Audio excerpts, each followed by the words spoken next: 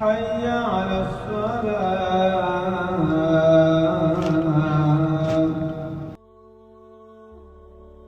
I'm asking us to understand a very specific threat, to Iman for young people and for adults.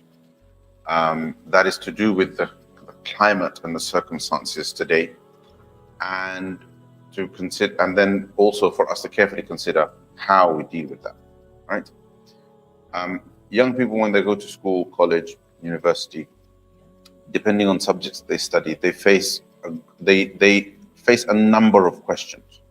Some of them just are questions that just pop up accidentally, and some of the questions are pushed upon them by what is now a growing atheistic and new atheistic community. The difference between old atheists and new atheists is that in the olden days you had atheists. In Bengali we call them Gnostics, right? People who disbelieved in God, but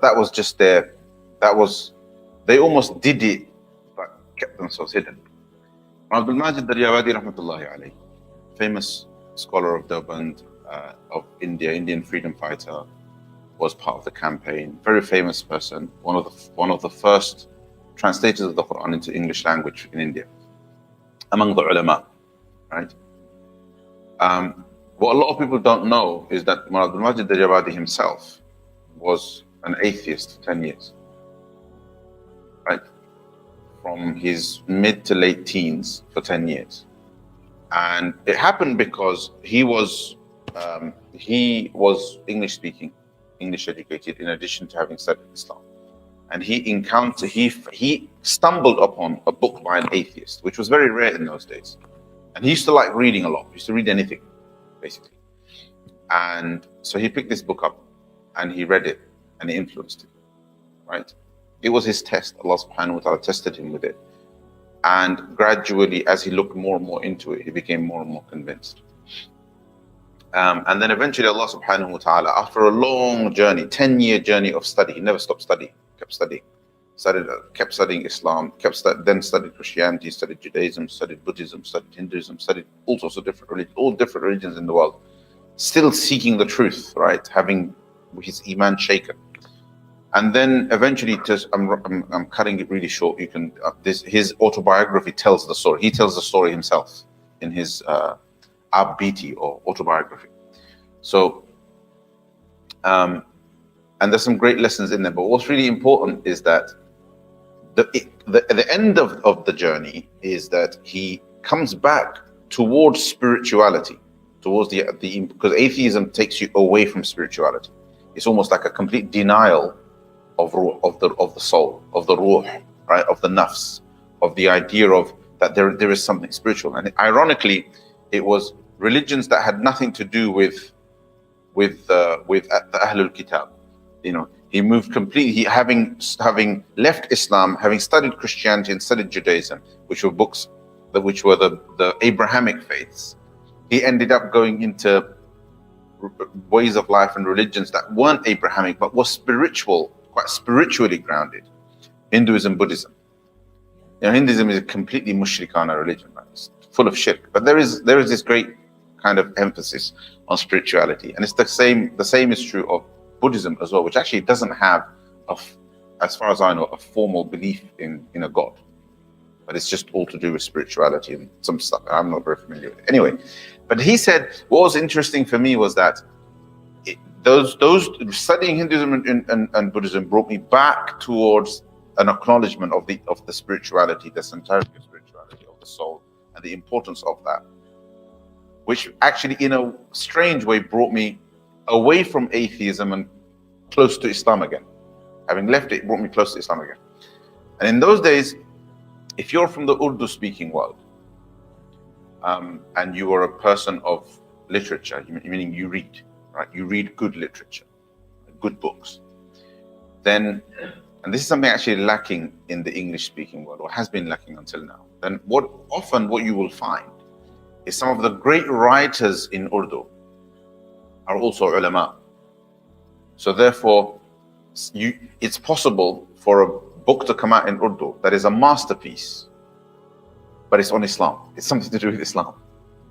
And in his time, Siratul Nabi came out, which was a new biography of the Prophet ﷺ's life by celebrated writers, right? Sayyid Sulaiman Nadwi, rahmatullahi alayhi, and Allama Shibli Normani, rahmatullahi alayhi, who were famous Urdu, who were ulama, who were also famous Urdu writers and linguists. And you know, they were celebrated authors, poets and stuff like that. They wrote poetry and so on.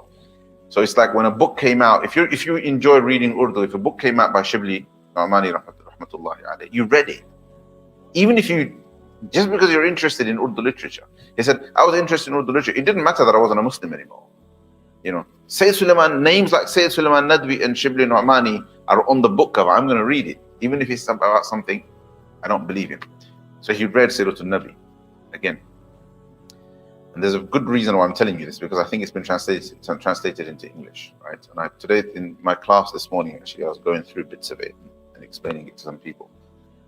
And Siratul Nabi basically is massive. It's 3 big volumes. It's translated in Bangla as well, of course. Siratul Nabi, the one Bangladesh Milko.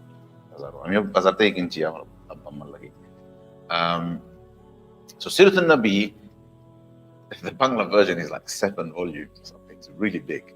The Urdu is 3 volumes, 3 thick volumes. Well, my version is anyway. And I haven't seen the English, but I'm pretty sure it's been translated. Right? Siratul Nabi by Sayyid Sulaiman Nadwi and Allama Shibli Nu'mani.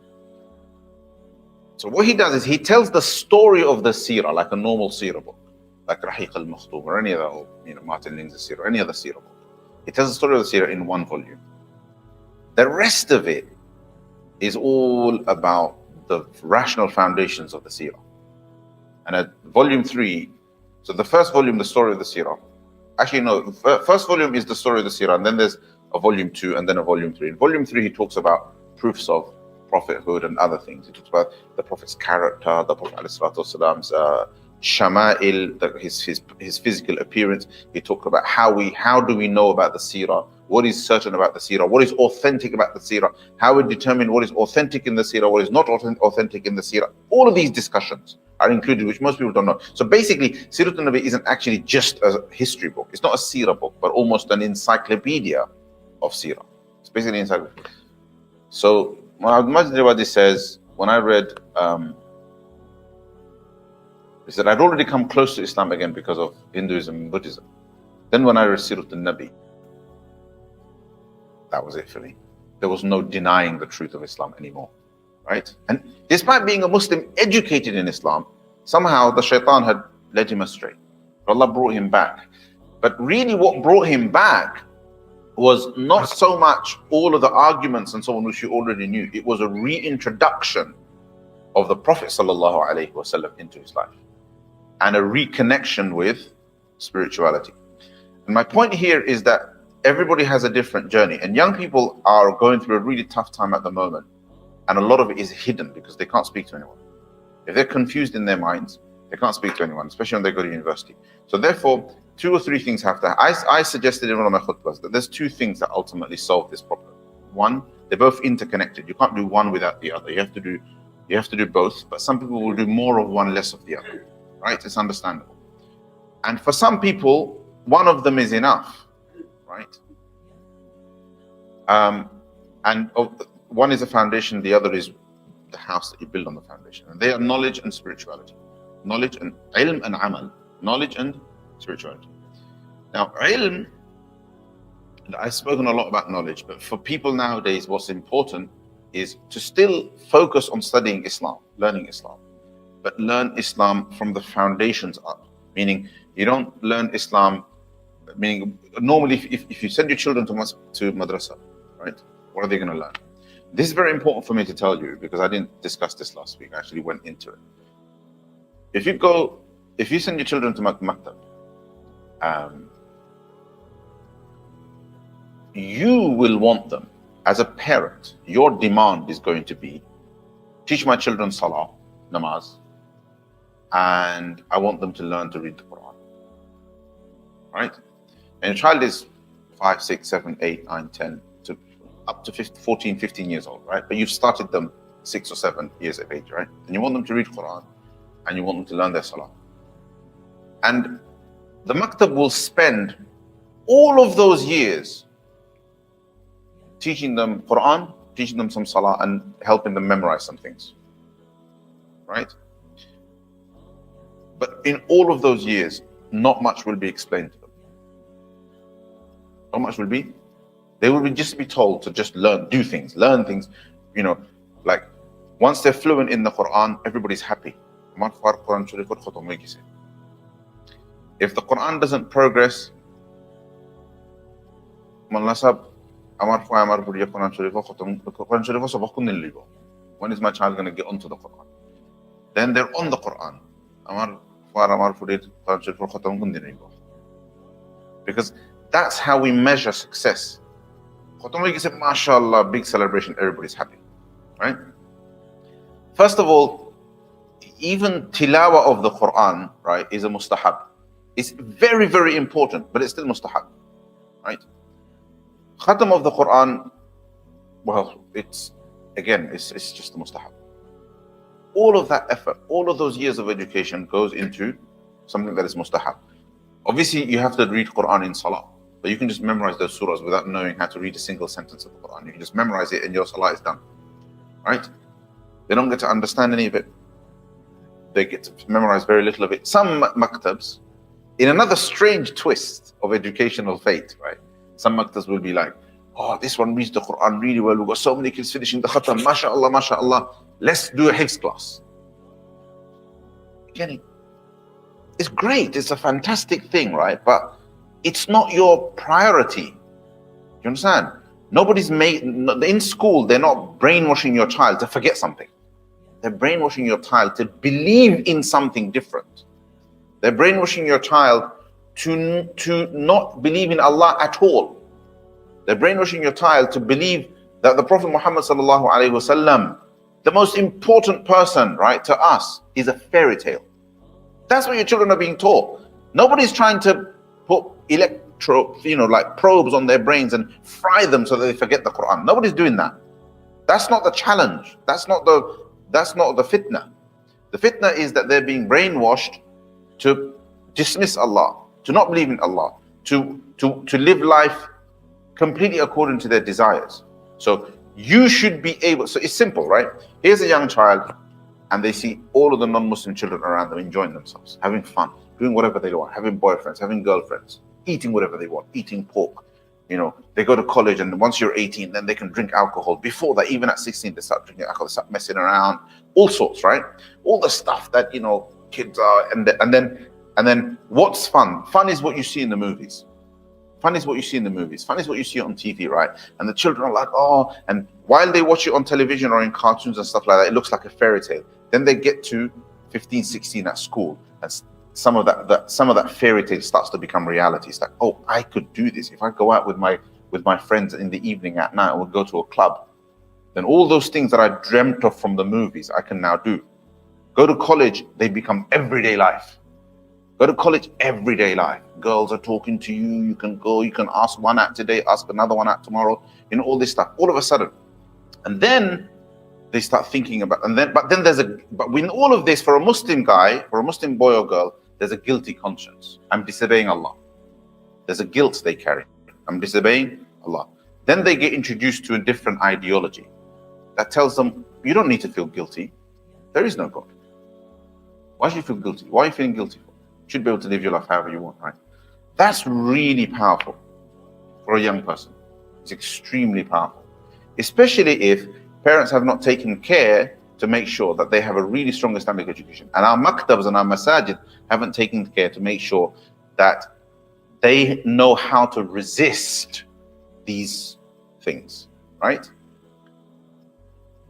At the moment, most of us and our maktabs and our masajid and our parents aren't even thinking about this. We have what we call, ostrich syndrome. We have our heads buried in the sand, and it's like, solbo, inshallah. Inshallah, we're just going with inshallah. You understand? Inshallah didn't win the battle of Badr. Inshallah didn't win the battle of Uhud, right? The Prophet ﷺ made dua to Allah for his help and then made plans for battle, right? Tawakkul and asbab. Tawakkul and asbab. If everything happened by the help of Allah, in Badr, Allah subhanahu wa ta'ala helped with angels. In Uhud, Allah subhanahu wa ta'ala gave them the taste of defeat and shaheeds. Right? 75 or so Sahaba were martyred in Uhud. And the mushrikun went away thinking they had won a victory. Right? And then the Muslims had to be consoled. The Prophet ﷺ was injured. What's the difference? What is the difference? Right? The Prophet ﷺ arguably prepared for Uhud in what is studied as a masterpiece in military strategy. Why? Well, it's like in Badr, they had very little preparation. They were outnumbered, but also very underprepared. They got victory. In Uhud, they were better prepared, right? Strategically, everything was worked out, but they never got victory. But the point, though, is in both situations, what the Prophet ﷺ did is, to the best of his ability, he prepared. And in both those situations, he made dua. The difference in Uhud is that in Uhud, the Prophet ﷺ's instructions were not followed exactly. The Prophet ﷺ gave instructions, those instructions were misunderstood and misapplied. And I remember once I was listening to a talk by this famous Sheikh from India, and he was saying, okay, they misunderstood the Prophet ﷺ's command, right? And they made a mistake. Why couldn't Allah just forgive them? Why couldn't Allah just forgive them? Why did 75 Sahaba have to die on that day? Because of a little mistake, or because of a misunderstanding? It's very simple. Because Allah subhanahu wa ta'ala wanted the ummah to understand until Qiyamah that mistakes will be punished. That's just the way of the world.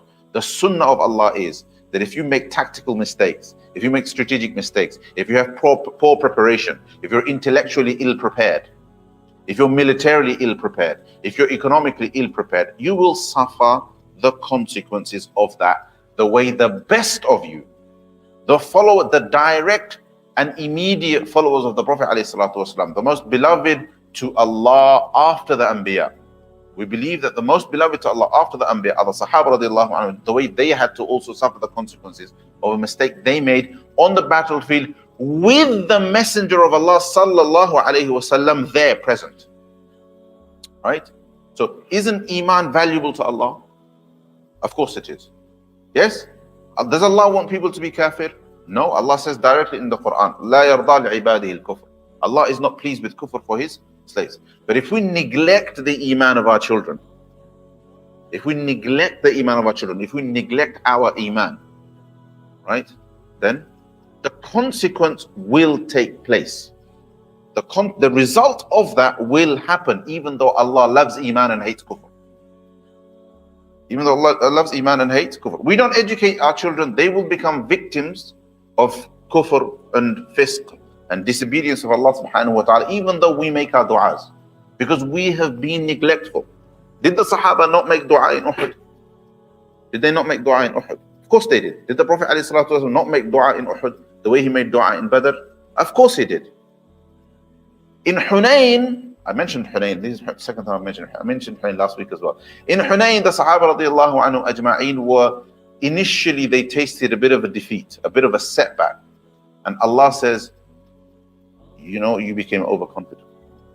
Allah subhanahu wa ta'ala, إِذْ أَعْجَبَتْكُمْ كَثْرَتُكُمْ. Allah declares it in the Quran. So there's no questions. It's not like, we don't need any military strategy. We don't need any military strategies to tell us, oh, tactically they got this wrong. Allah is saying in the Quran, إِذْ أَعْجَبَتْكُمْ كَثْرَتُكُمْ فَلَمْ تُغْنِ عَنْكُمْ شَيْئًا. When you became overconfident, right? You became deluded by your own numbers, meaning your reliance, this time it was spiritual. Your reliance upon Allah subhanahu wa ta'ala was eroded and weakened by the fact that you thought, we got the numbers this time. We have the numbers, right? So Allah subhanahu wa ta'ala taught you a lesson. That your numbers also don't mean anything. Just because you have the prep this time, just because you have the preparation this time, you have the weapons, you have the numbers, you're confident you can win. That should not be a reason why you should start to lose, start to believe in yourself over Allah subhanahu wa ta'ala. So Allah subhanahu wa ta'ala helped, they tasted a setback. My point is, both on the tactical, physical, intellectual side, in the realm of the sunnah of Allah, in the realm of asbab, in the realm of cause, that means, right, causes and effects, Allah subhanahu wa ta'ala wants preparation. And in this realm of spirituality, tawakkul, reliance on Allah, and sabr in the face of hardship, right? And the willingness to sacrifice, and good intention and sincerity, and doing this only for the sake of Allah subhanahu wa ta'ala. In that domain as well, Allah subhanahu wa ta'ala wants good preparation. Allah subhanahu wa ta'ala wants good preparation in both of them, right? On both sides, the consequences will be suffered, but by believers. By believers. Kuffar will not suffer such consequences. If a kafir doesn't have tawakkul in Allah subhanahu wa ta'ala, no consequences are promised to him. Do you understand? If anything, there's a possibility that he may do even better. That he may do even better. Because Allah subhanahu wa ta'ala has declared it, that these people, they've nasullaha fanasiyahum. They forgot Allah, so Allah subhanahu wa ta'ala forgot them. Right? Not all of them, of course. Not all of them. Those who turn to Allah subhanahu wa ta'ala, Allah turns to them. But those who have turned away, Allah subhanahu wa ta'ala is ghani. Allah does not need those who turn away from him. To those who turn away from him. Allah warns the believers. He warns believers, right? First in the Quran, Allah subhanahu wa ta'ala says, if you turn away from Allah subhanahu wa ta'ala, He will replace you with a different people. Right? And they'll be different, they won't be like you. They'll be better than you. Right? You know, and I keep telling you about this 23% statistic in America, that born Muslims, 23% have left Islam, right, in America. You know what the other amazing thing about that statistic is? That in the community, it doesn't make any difference to their numbers. You know why? Because 23% of the community is converts, is new Muslims. Look at that verse. If you turn away from Allah, He will replace you with a people. Statistically, it's an almost exact replacement. 23% out, Allah replaced them with 23% in. Christianity, same 23% leaves Christianity, but only 6% come in. That's the difference. So their numbers dwindle. But the numbers of the Muslims don't dwindle because of the number of people coming into Islam. So it's simple. We choose not to come to the masjid, Allah will bring somebody else. We choose not to believe in Allah, not to believe in the Prophet, Allah will choose somebody else. Nobody has a lifelong membership to Islam. There's no hereditary membership. My father was Muslim, so therefore I must be Muslim. No. If you believe, you are Muslim. If you don't believe, you are not Muslim. End of story. It doesn't matter who your father was. It doesn't matter if your father was a big allam, a big sheikh. Don't matter. Right? Your choices, your knowledge, mainly your choices determine your iman and your kufr. Right? Because Allah, this world is a world of tests. Those tests are passed by decisions. Allah subhanahu wa ta'ala does not punish people without decisions. And remember, decisions happen in here and in here. Right? Actions come after, but actions are sometimes not consistent with decisions, i.e., actions are not always consistent with intention. A person is a true believer, but his action is that he's declaring disbelief. Why? Because somebody's got a gun to his head. Say you're a kafir, right? Or I will kill you. Allah says, if that's the case, say you're a kafir, as long as your heart is on Iman. His inside is one thing, his outside is different. But here, it doesn't affect his inside, right? So my point is that what you are, your decisions, the true nature of your decisions are really inside. And from there comes the action. The action comes from the decision. Niyyah is intention, then action, right? But then, if your actions, if your bad intention, but sometimes good intention sometimes result in good habits. And then good habits can happen without intention. They just become habits. Similarly, bad intentions produce bad habits. And then those bad habits can happen without any intention. You're unconsciously, a man gets up without even thinking, reaches for his first glass of alcohol, whiskey, right? Inside, he doesn't want to do that. He knows it's bad for him. He knows that that's a sign that he's an alcoholic, right? But his action defies his intention because he's way past that now, because the original intention and action has now become habit, and he can't break it.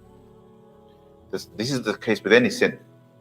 This happens with any sin, right? And it also happens with good deeds. You make a good intention, you make a good action. Good intention, good action. Good intention, good action, until that action becomes habit, and then that habit doesn't get broken. Now you have a good habit.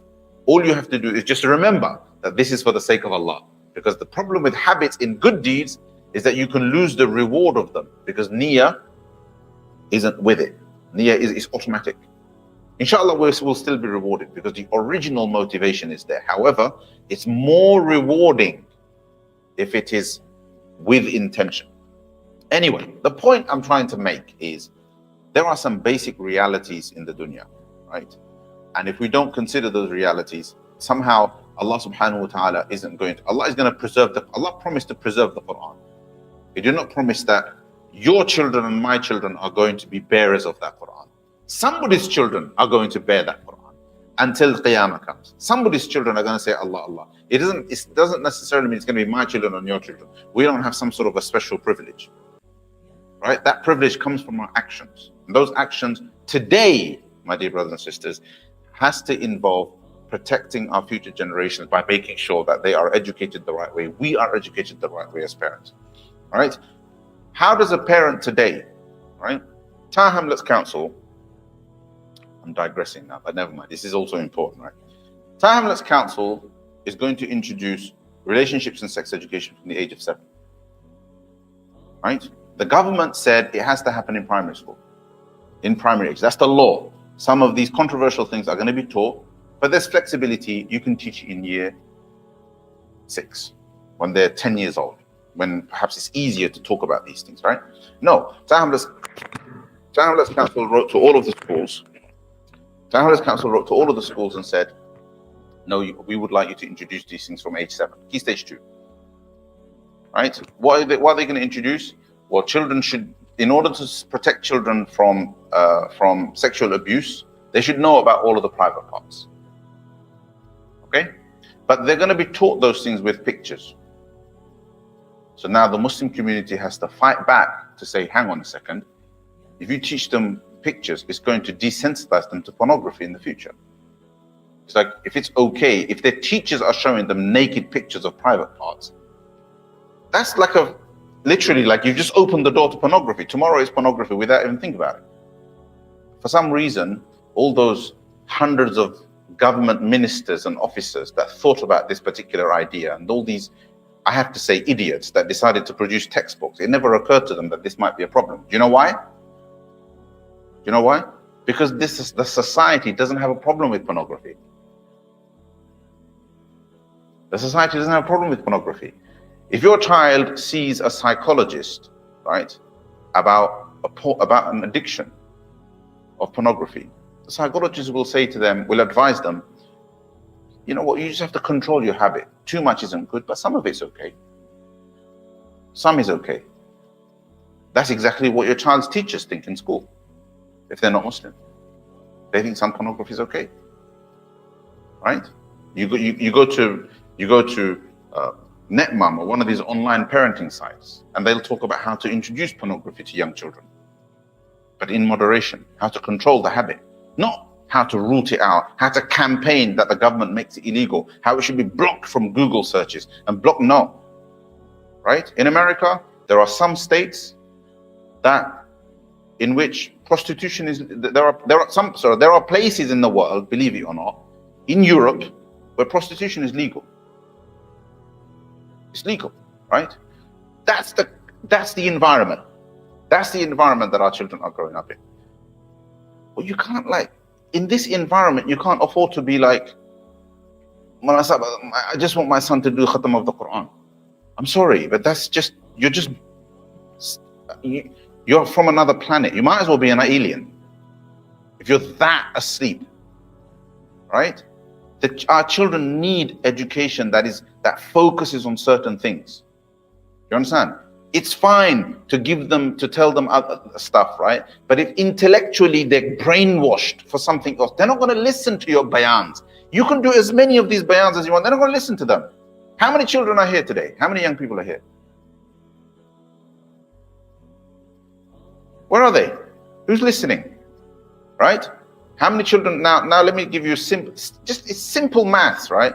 How many children attend your maktab? 5 to 7 here. How many children are here? A lot? Yes? Hundreds? Hundreds. 5 to 7, hundreds are here. So when is the right time When is the right time to be having the right conversations with the children? There, when hundreds of them are in the masjid. But over there, you, the parents, are pressuring the Maulana Sahib, Quran subhanallah.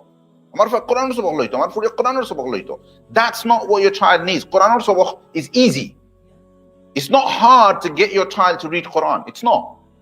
If you get a good teacher and a good system, it can be done in 6 months. From age 5 to age 15, children are in madrasa, are in maktab. Right? They only need 6 months of that time to learn to read Quran. Khalas. But when are they going to be taught Iman? When are they going to be taught taqwa? When are they going to be taught khushu'? When are they going to be taught good character? Right? How are we going to build their character? How are we going to make them brave and courageous? How are we going to make them generous and compassionate? How are we going to make them loving and affectionate? How are we going to make them respectful of elders and respectful of their parents? And how are we going to teach them these things again and again and again and again, so that they become almost brainwashed to the extent that these become second nature? Right? Saying salam to elders, respecting elders becomes second nature, because they think Allah is watching me and Allah subhanahu wa ta'ala wants me to be respectful to my elders. Right? How can we educate them in a way that taqwa becomes second nature? Do you understand? And that they fear Allah before they fear their teacher. Right? Before the Maulana Sahib and mom and dad go, hey, and all of that stuff, before they fear that, they fear Allah subhanahu wa ta'ala. That's what we should be thinking about. And there's time, right? The average child attends, those hundreds of children that come here, they start at age 6. They start at age 6. And they stop at age 14, 15. SubhanAllah, it's 8, 9 years. You can achieve amazing things in 8, 9 years. We don't achieve them because we're just going through the motions, habitual motions, just going through the motions. It's like, it's always been Quran, namaz. I'm not saying don't teach namaz. Of course you have to teach salah. Of course you have to teach Quran. But there's a lot more space. There's 9 years. There's 2 hours every day. There's 5 days in the week, 3 days in the week, 4, whatever number of days. There's altogether 10 hours of education. What are they doing? Banging their heads, doing alif ba ta sa, alif zabara ba zawar ba and all that stuff. What are they doing? This is wasting those years when they don't know the basics of Iman. Why do we believe in Allah? None of the children in madrasa can answer that. Why do we believe in the Prophet ﷺ? Not a single child in madrasa can answer that. Why? Because we don't know what our priorities are. We're not responding to the time. People are just asleep, going through the motions. And happily, I'm out of 4th university, degree and etc., etc. And then suddenly, Maulana Sahib, my son is saying he's now an atheist. Well, he should know to go to university this latte. All this pride. You understand? A true story, okay? I'm telling you these examples, by the way, and I'm not making a single one up. I'm telling it to you as though it's just a statement. In my mind is a specific example of an actual person who's come to me, whose parents have come to me. They went to university. Parents really happy, proud. My son's done their masters, etc., etc. They come back from university. They're an atheist. Now they come crying to me. One time, long time ago, I was very young. I was quite young. I just graduated like 3-4 years after I graduated. So I must have been in my mid-20s. And I remember visiting a new relative's house. I think one of my sisters was getting married into that family, something like that. Right? So I'm mixing it up with Bengali and English, right? I hope you don't mind. So that should be fine, inshallah. Almost everybody that's watching is going to be Bengali. So I remember an extended relative of this extended relative came in. We didn't know who they were. And a young man, very well dressed, really kind of looks like this guy has been groomed somewhere, right? To use that word in that particular way. He's been groomed, he's not, like he's kind of moved away from his kind of, his working class Bengali roots. He's very much a middle class young man right now, or at least moving that way. He's on the social mobility ladder. And sits down, and we end up chatting. And the first thing, his father introduced him as, this is my son, and he's just finished his degree or something like that. He's finished his degree with great pride. Finished his degree, finished his master's, right? An intelligent young man, you know, probably at that time, only a year or two younger than me, maybe, or same age at the time. And I remember we got talking, and I started talking about what I did, right? Because my equivalent degree studies was Islamic studies. I was in Darul Ulum and I studied Alimiyah. That was my degree. And his degree is something in university, right? And we got chatting, and because I had studied religion, he started talking to me about religion.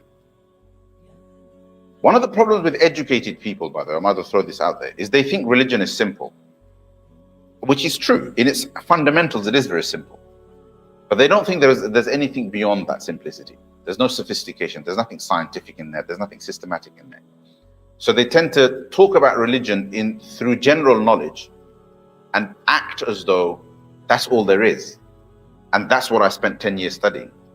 And when people do that, I have this itch in the back of my head to want to put them in their place. But then obviously you have to act with akhlaq and stuff. So I end up not being able to do it.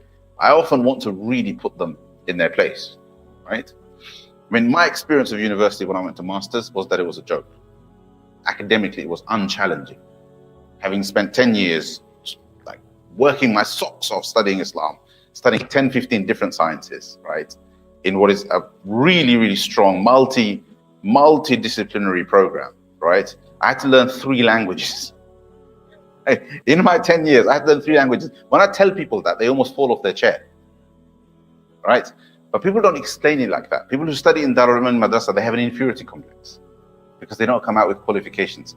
So they don't know how to present this information. So when people try to give me kind of this superior, oh, you studied in Darul Ulum, oh, I went to Oxford. Do you understand? So I said, yeah, man, it was fantastic, you know, mashallah. I learned 3 languages. And they go like that. And I do it deliberately. Because if you're going to come across at me with that superiority attitude, I'm going to put you in your place, right? So anyway, sorry, I'm digressing. I'm absolutely not looking down on the university. I went to university myself, right? So I have a master's from a university. What am I talking about? But anyway, so this guy, so we're having this conversation, and he starts saying things, and the conversation goes on. And he literally, right in front of me, sitting there with the elders, his father and my father, and all the elders sitting there talking, he starts saying things that are clear-cut kufr. Right? In his musings, you know, his kind of amateur philosophizing about deen and about Islam, he starts saying things that are clear-cut kufr. Right? Obviously, now what do I do? As they say in Bengal, you know, you've gone to a new relative's house. I can't turn around and say, bro, don't, you know, like, be careful what you say. I kind of somehow tried to steer anyway. But I realized, though, that even if I had done that, he was too far gone, in the sense that he definitely thought he was onto something. Like he discovered some whole intellectual holy grail. He was talking utter nonsense, but his nonsense was kufr. But what happened 10 minutes ago? What did his father do? Introduced him with a beaming smile on his face, proud, right, that my son has done a degree, BA, MA for the ACM, right? But 10 minutes later, in conversation with me, he's uttering kufr. Do you understand? So my son's going to go to university, inshallah. But I know that's the danger. That's the danger that I have to prepare him for. That's my point. I'm not putting people off of university. You want your child to be an engineer, he's going to have to go to university. If you want your child to be a doctor, he's going to have to go to university. But that same education can turn them into an atheist. That's what you have to prepare them for, right? They have to learn to resist it. And my simple message is, there's 2 ways to resist it. One is intellectual. They prepare intellectually. They do any course that is available that will give them the intellectual foundation to become resilient to that stuff. Because most of what's going to cause doubts in their mind is utter nonsense, right? It is not difficult to deal with it, right? The Islamic tradition is the tradition that sits on the shoulders of giants. We are inventing nothing. When I teach this stuff to young people, I'm inventing nothing. I go back to books that are 500-600 years old, right? You know, I'm teaching issues of epistemology and philosophy that have been discussed 1,000 years ago by Muslims. I'm just adapting them to today. I'm just adapting them to today's problems. I'm standing on the shoulders of giants of the past. We're not to invent something new in Islam, alhamdulillah. Right? That is the great blessing of Allah subhanahu wa ta'ala. Islam is an intellectually powerful deed, right? People just don't know, because all they've ever been taught is amantu billahi wa malaikatihi wa kutubihi wa rusulihi wal yawmil akhir wa qadar khayrihi, and just memorizing lines. We've just been memorizing lines. We've not learned our foundations. Right? When people hear about, last week I gave you a little glimpse on how knowledge is preserved in the Islamic tradition, right? And how transmitted information is preserved, and how the hadith were preserved, and how systematic and scientific it is. And I just gave you a little drop. It's one of the biggest areas of study in Islam. It's one of the greatest and biggest Islamic sciences, right? To the extent that the data set that they study is massive, right? Hundreds of thousands of hadith narrations, but wait, hundreds of thousands of narrators whose biographies are studied in order to analyze chains of transmission. Something like that doesn't exist in any other historical tradition. No other historical tradition can verify a historical report the way we can in Islam. We stand on the shoulders of giants, right? Young people need to be exposed to this stuff. This can be taught in maktab. In madrasa, this can be taught, right? Instead of teaching them 6 years of alif be te the, alif be te the, alif sifara, alif zeri, and then sifara, and then qaida, sifara, and then Quran, and then khatam. They can be taught the Islam. They can be given an introduction to the Islamic sciences in a way, but taught in a way that it responds. It responds to the fitna of today, right? I told you last week that I'm training about 50 or so ulama, maktab teachers, madrasa teachers, about how to have these conversations with young people, how to have these difficult conversations with their children, right? So today in Q&A, somebody asked me, like, how do you advise we have the conversation about homosexuality with our children, like in maktab, in madrasa, right? First of all, it's not a difficult thing it's an awkward thing to deal with. It's not difficult. You can have those conversations. And it's great that we're having this conversation here, but it still saddens me though, because as I answer the question, I know that there are hundreds and hundreds and hundreds of maktabs and madrasas where there isn't even the intention in anybody's mind, in any of the teachers' minds, in the masjid committee's mind, for this conversation to be had with children. The niyyah isn't even there. The niyyah is not even there. Here, this young Maulana is asking me how to have this conversation. Obviously, he's thinking straight, right? But for hundreds and hundreds of maktabs and thousands of our children, nobody's even thinking about having these conversations and introducing these things into the curriculum, right? So one person asked me this question, another person asked me a question of how to deal with evolution, another person asked me, how do we have these conversations, and so on and so forth, right? But that's it. This is exactly what's needed. It's exactly what's needed. And there is a way to teach our own foundations that literally, it's almost like this, it can become like this spinning wheel, and objections against Islam are thrown at it, and what happens? It just bounces off. That's literally how the foundations are. Once you know how to get that wheel spinning, everything just falls away. Everything falls away. One way or another, everything falls away, right? And there's two parts to this. Either things fall away because they get it intellectually, or things fall away because they are spiritually grounded. What does that mean? That spinning wheel, right, that will either crush anything under it, or things will just bounce off it, can either be an intellectual one, where the question is understood and the answer is provided, the response is provided, or the spinning wheel has this invisible armor over it, like a force field, right? Something from one of those sci-fi movies, yeah? Like a force field around it, and that force field is spiritual in nature. That force field is 5 times salah. That force field, that defense, that shield is 5 times salah. It's nawafil. It's daily recitation of the Quran, right? It's the late morning prayer, Salatul Adduha, right? It's the Ishraq prayer after Fajr. It's tahajjud at night, right? It's your sunnah and your nawafil before and after your fard salah. right? It's the morning adhkar, dhikr in the morning, dhikr in the evening. It's sending durud sharif on the Prophet sallallahu alaihi wasallam, right? It's istighfar, which is these things are secrets to many things, but they are also secrets to that spiritual defense, right? So either the wheel chews up the question and throws it out because the person is intellectually firm, or there is that invisible defense. And that invisible defense is from Allah, because Allah subhanahu wa ta'ala guarantees the guidance of people who turn to Him. A person who prays 5 times a day, a person who performs their nawafil, a person who recites the Quran, a person who does dhikr, a person who does these things, they get their protection from Allah subhanahu wa ta'ala. It might seem ignorant to another person though. Like somebody who's like intellectually kind of dealing with these issues, they're in a different battle. To that person, this person seems like this guy doesn't know anything. But he's not listening to that nonsense. He's not interested. He's too busy praying to Allah. You understand? Allah has given him his defense, right? You know, a person standing here performing salah, he doesn't have to listen to my bayan. Allah's already defending him from the blessing of that salah. Does that make sense? But that's a very hard thing to get a young person at the age of 12, 13, 14, 15 onto. And the environment that we live in, the intellectual problems have already started before your child has even got into the habit of getting up for Fajr.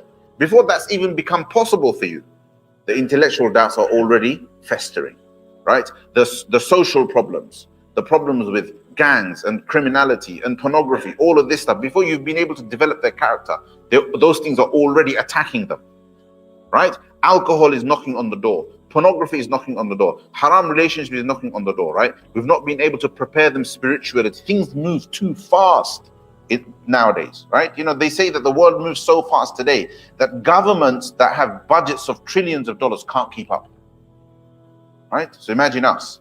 So therefore, the spiritual side is extremely important. That's the spiritual defense, what I just told you, right? And children, those are the habits that we have to bring children up on. But we need the intellectual defense. And nowadays, today, in this day and age, you have to respond to the fitna of every time. In this day and age, the intellectual defense has to come first. The maktab education has to be changed. It has to be adapted. It has to be improved.